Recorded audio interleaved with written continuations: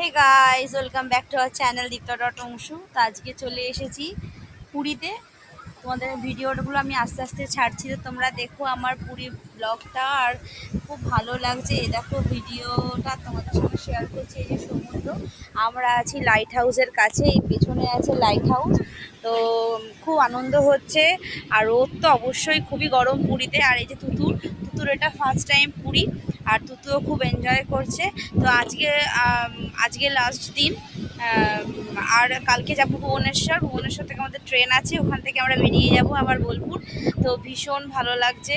তো জগন্নাথ দেব দর্শন করলাম, কালকে পুজো দেওয়া হয়েছে ভোরবেলায়।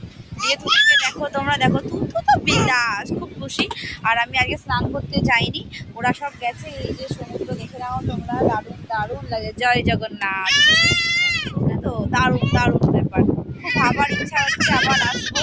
এবার এসে শুধু সমুদ্রে